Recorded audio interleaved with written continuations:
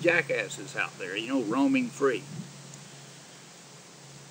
So one of my letters that I wrote to 200 businesses wound up on the desk of Ace Hardware, West Coast Distribution. Ace Hardware responded. 2 weeks later, they came out with a van full of guys and says, where can we put our West Coast Distribution Center? And we said, oh, okay. What had happened is they were at LAX, and LAX had them locked in. They couldn't expand. They needed expansion room. 250,000 square feet of warehousing, computerized, for West Coast Distribution. They could not expand. They left LA and come to Jackass Flats and put in the West Coast Distribution Center, 1 million square feet under warehouse roof, computerized, hiring almost 200 people right off the bat.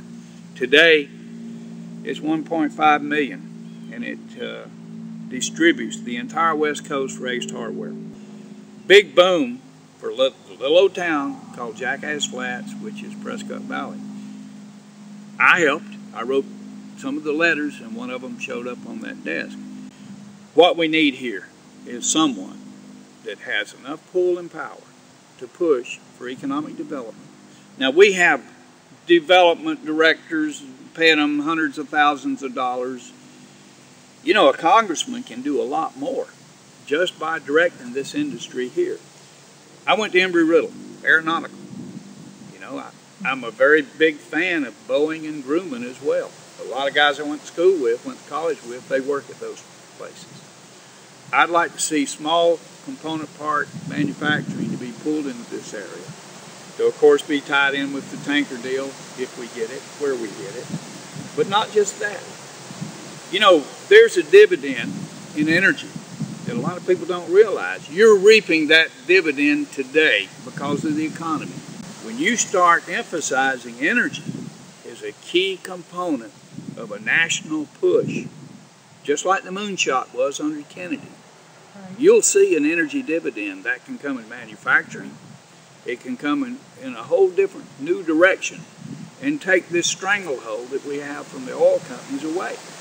And we've had it for years. So this area you think is ripe for alternative energy manufacturing and industry? Alternative energies. You know, out west, that's a big deal. Here on the East Coast, nobody has pushed it.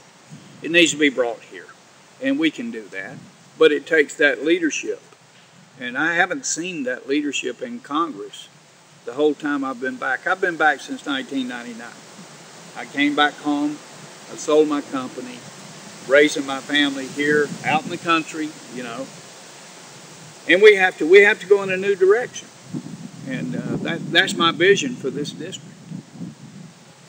I think one of the biggest problems that Democrats have had in this district, in this area, is the issue of Second Amendment gun rights. Oh, yeah. And what's your stand on gun rights?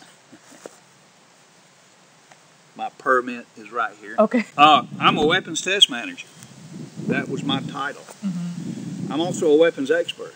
Mm-hmm. I know the lethality of handguns and all weapons. That was my job. That's what I did. Weapons are like a car. That truck, my 16-year-old drives that.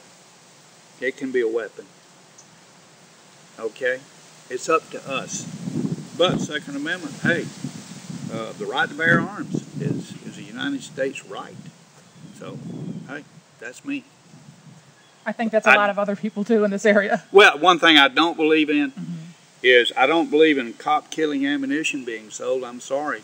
You know, a lot of people want to do that. It's dumb. You're going to take it out and shoot a deer with it, you know. When I was a kid, my grandmother said, son, take the 410 with a slug. It don't go very far. And I took a 410 deer hunt, you know. I went hog hunting with a .22 pistol and a .22 rifle over here in Blackwater. We used to go hog hunting when I was a kid. You know, you don't need an AK-47 to go deer hunting. And sportsmen, people that want to play with the sports weapons, yeah.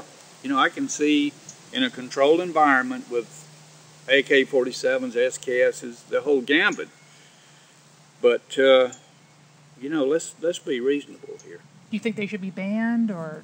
No, I think they should be controlled. Okay. You know, who needs an automatic AK-47 stuck in their closet? I don't believe in that. It's too dangerous. I think a big fear is there's an undertone, or there's maybe some bills circulating where they would tax ammo, they would tax firearms to where they're functionally you couldn't afford to have one. No, I wouldn't agree with that. No, not at all. Okay. You know, I have a 9mm pistol with a 16-shot clip. You know, and it was given to me by William Ruger in Prescott, Arizona, before he passed away. You know, and that's my pride and joy, my pistol. There's a kind of a agreement, I think, everywhere that the middle class is under siege, the middle class is vanishing. What's your take on that, and what needs to happen in Washington to bring the middle class back? Because I think that's what we're all worried about, is we're seeing a vanishing middle class. Oh, yeah. You know, I've owned 2 businesses, and for the middle class to thrive, we've got to bring back good opportunities to promote small business again. We need to bring back Made in America. We need to bring back Buy in America, you know. If I could interject there, your opponent voted to approve CAFTA, which is kind of the sequel to NAFTA, and I wondered if I could get your take on various free trade, the idea of free trade, you know, with no conditions, open up the borders, and... No, we have to, you cannot compete with 50 cents an hour. You can't compete. That's impossible. It would turn our country into McDonald's, you know. We've got to get back in the game in manufacturing. We have to get back in the game in labor, bringing wages up. That Ace Hardware job that I was talking about, when it came to town, the minimum wage was set, and it started hiring people at $12 to $14 an hour. All of a sudden, the minimum wage for everything started coming up. Hey, if you're making $6 an hour, how in the world can you afford to pay rent? How can you afford to buy luxury items? How can you afford to have a disposable income? And it comes from the middle class. The middle class will help bring wages up. But it has to be a thriving middle class, and we have to put America back to work again. What's your take on the bailout? Well, the story of voting no is real easy to explain. But let's put it this way, and I followed this for a long time. If Congress passes a law, then it's controlled by law, and it can be regulated. It can be regulated, whether or not we have the will to do it or not. I would have voted yes on it. And the reason I would have voted yes is the same reason that I would have voted to put that seatbelt law in, even though I didn't like it. I didn't like it at all. I didn't ask for this. But I saw it coming back. A professor told me. I wrote a paper on deregulations. Now, I wasn't a Democrat, I wasn't a Republican, I was just a first sergeant in the 82nd Airborne at the time, taking night college. And I wrote a paper. He said, okay, write on deregulation, because this is what Reagan is doing. He's deregulating a lot of things. So I started studying for about 4 months, and my paper was close to 1 inch thick by a guy when I finished.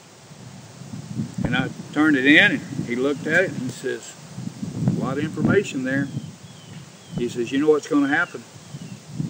He says, I will tell you now. You'll see the effects of your paper in 30 years. You'll see the effects of it, of deregulation. That's what we're seeing. And we are seeing That's that. what we're seeing.